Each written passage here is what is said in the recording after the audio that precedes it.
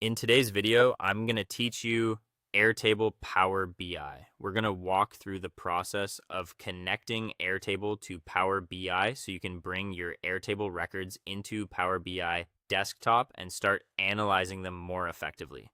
This is a useful workflow if you're already storing operational data in Airtable and want to turn it into dashboards, summaries, or reports.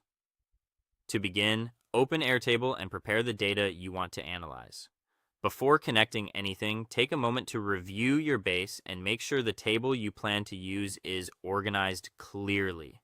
It helps if your fields are named properly and your records are consistent, because cleaner source data makes everything easier once you reach Power BI. If needed, confirm that the table contains the exact information you want to report on. Next, go to the Airtable API details for that base and gather the key pieces of information you'll need for the connection. Specifically, you want your base ID, the table name, and your personal access token.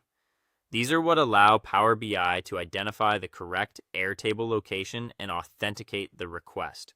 As always, keep your token secure and avoid exposing it anywhere publicly. After that, open Power BI Desktop.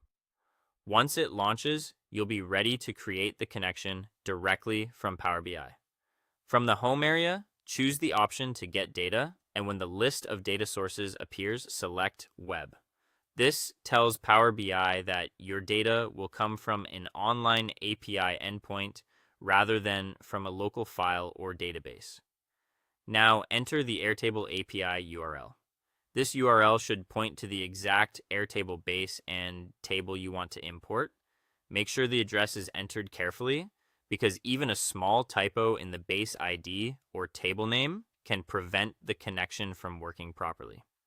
If your setup requires authorization, add your Airtable token when prompted so Power BI can access the records successfully. Once the connection is established, move into Transform Data. This opens Power Query, where you can clean and organize the records before loading them. This step is important because API data often comes in a structure that needs a little adjustment. You may need to expand columns, rename fields, check data types, or remove anything unnecessary so the data set is easier to work with later inside your reports. Finally, when everything looks correct, load the data into Power BI. At that point, your Airtable table becomes available for analysis, visualization, and reporting. From there, you can build charts, filters, and dashboards using the records you just imported. If you keep your Airtable data well structured from the start, the reporting process in Power BI becomes much smoother and more reliable.